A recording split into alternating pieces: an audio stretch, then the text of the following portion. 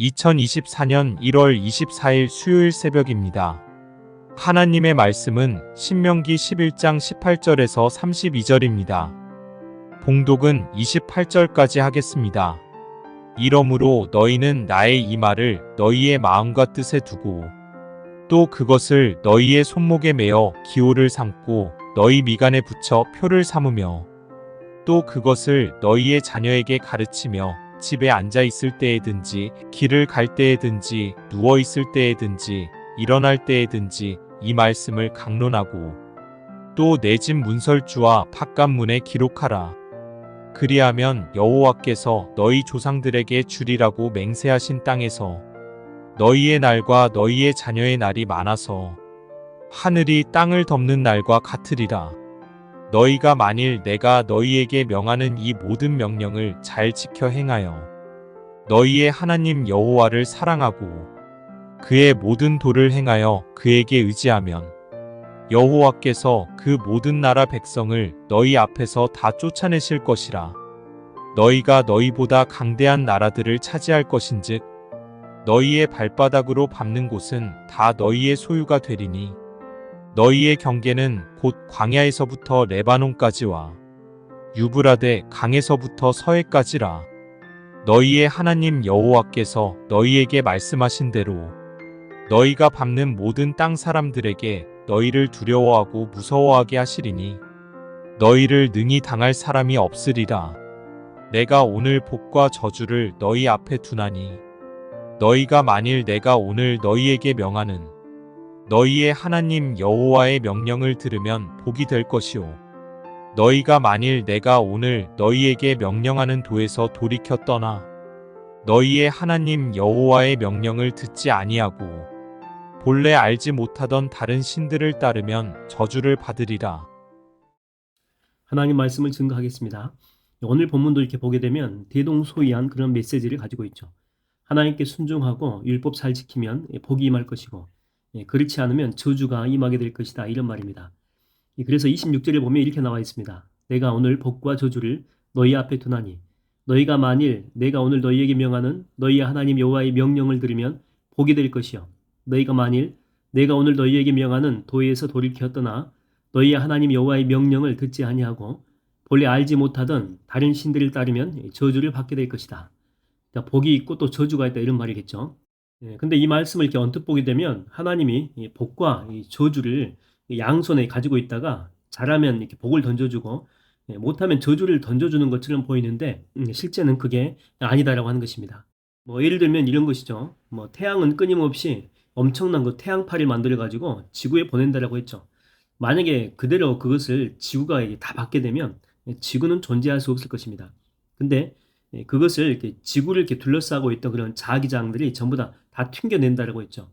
그래서 이렇게 지구가 안전하게 되는 것입니다. 태양파가 없기 때문이 아니고 태양파는 계속 날아와요. 그럼에도 지구를 감싼 그 자기장 때문에 안전하다라고 하는 것이죠. 마찬가지입니다. 원래 우리는 그 저주의 화살이 빗발치는 그런 인생을 살고 있죠. 뭐 잠깐 나가기만 해도 이곳저곳에서 원수들이 계속해서 쏴대고 있습니다. 근데 우리가 안전한 것은 주의 지팡이와 막대기가 나를 안위해준다, 보살펴주기 때문이다라고 하는 것이죠. 그래서 주님이 복과 저주를 우리에게 준비하고 있다가 던지는 것이 아니고 원래 우리는 이 저주 속에 살던 존재들이죠. 저주 가운데 있는 존재들. 그런 우리가 하나님의 은혜로 주님의 품에 들어가게 되었다라고 하는 것입니다.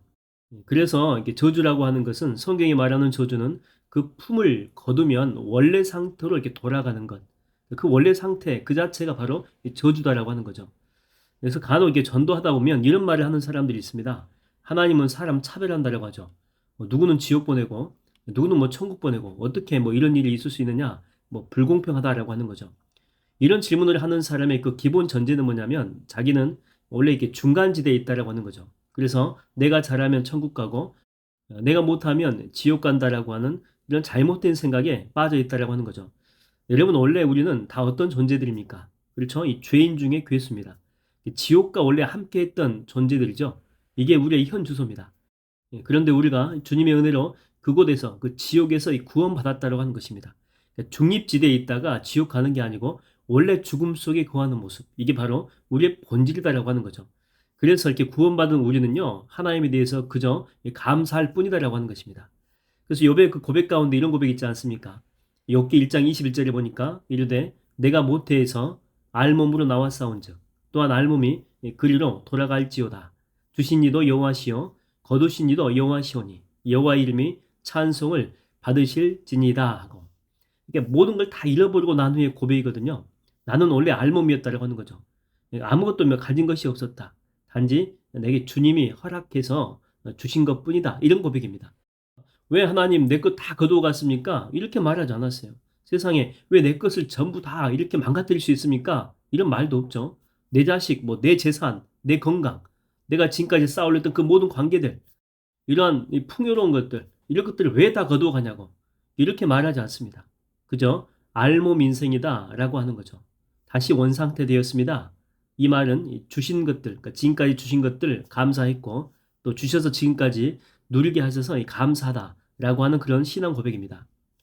호스피스 이게 병동에서 근무하는 어떤 분의 고백인데, 보통 호스피스 병동에 들어간 사람은 병원에서 대부분 사형 선고를 받은 사람들이죠. 오늘 죽어도 전혀 이상하지 않은 사람들입니다. 그러면 하루하루가 지옥 같을 것이고 또 불안할 것이고 또 이렇게 장례식장 같은 그런 분위기가 될 것 같은데, 그렇지 않는다라고 하는 것입니다. 왜냐하면 그곳에 오신 분들은 전부 다 이렇게 내려놓은 거잖아요. 가진 것은 물론이고 자신의 생명까지 전부 다 내려놨어요. 그러다 보니까 인생의 큰 집착이나 미련 자체가 없다라고 하는 거죠. 그래서 오히려 하루하루에 또 감사할 수 있고, 또 마지막 가는 그 여정에 그 병동에 함께 있는 사람들 얼마나 소중합니까? 서로가 그 서로의 마음을 아주 잘 알고 있거든요. 그래서 깊은 정을 나눌 수 있고 또 웃어줄 수가 있다라고 하는 거예요. 우리가 그분들을 보게 되면 보통 불쌍해 이런 생각 갖지 않습니까? 근데 그분들은요, 그 반대로 생각한다라고 하는 거죠. 우리 보고 불쌍해 그래요. 왜냐하면 우리는 인생 다 살고 마지막 가는 길에 있잖아요. 나의 달려갈 길을 다 마친 거잖아요. 그래서 우리 보고 부러워하는 게 아니고, 야, 그 무슨 집 차이 그렇게 많은지, 뭘 더 모으려고 그렇게 아둥바둥 거리는지, 소중한 것을 놓치고 눈앞의 것을 쫓아가는 그런 사람들이 참 많잖아요. 그런 사람들을 보면서 안타까워한다라고 하는 것입니다. 여러분, 우리는 빈손으로 이 땅에 왔습니다. 그리고 빈손으로 이 땅을 떠날 것입니다.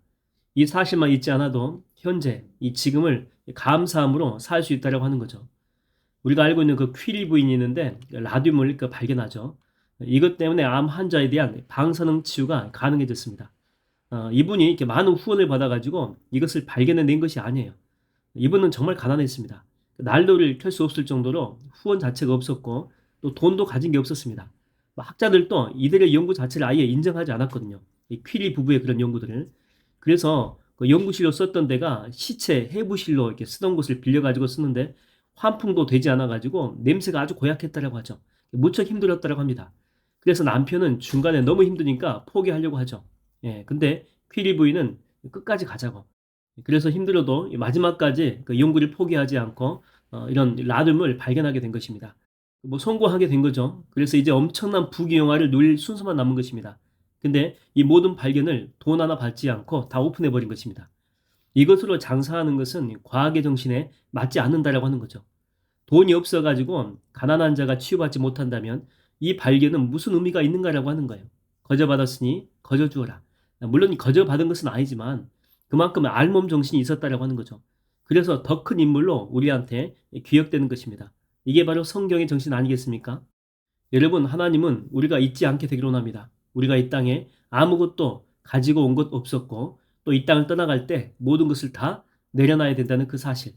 이런 마음과 정신으로 또 겸손하게 그리고 이 감사함으로 오늘 하루를 보내는 여러분 다 되시기를 주의 이름으로 축원드립니다. 기도하겠습니다. 하나님 아버지, 저희들은 중간지대에 있지 않습니다.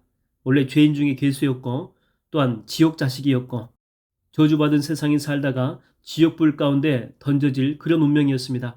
그러나 저희들을 구원해 주시고 그래도 인생을 살 때 풍성하라고 풍족하라고 여러 가지 많은 것들로 갖추게 하여 주시니 감사합니다.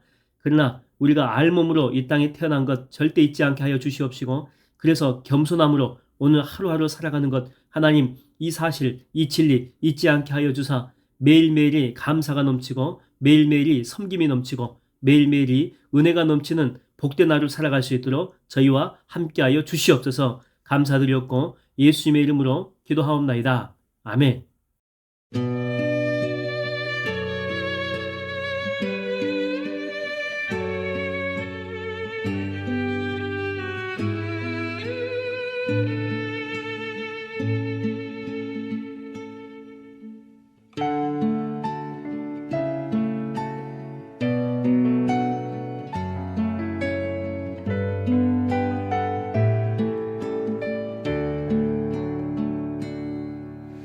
내게 있는 양육한 주께 가져와 그 발 위에 입 맞추고 깨뜨립니다.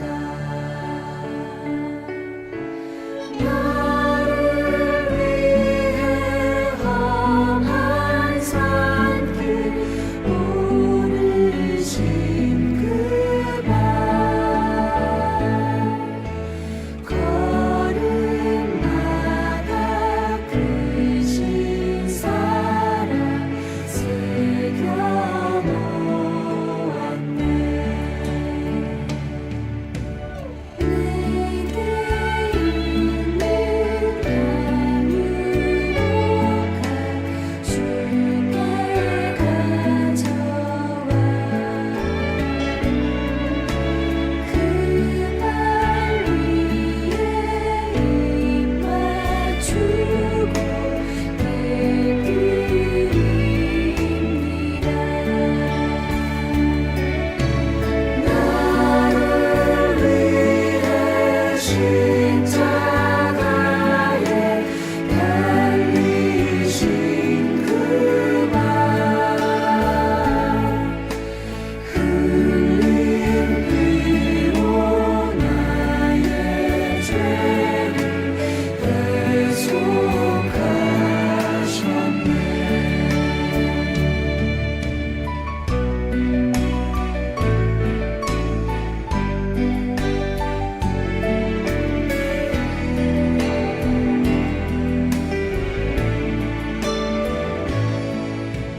내게 있는 양육한 주께 가져와 그 발 위에 입 맞추고 깨뜨립니다.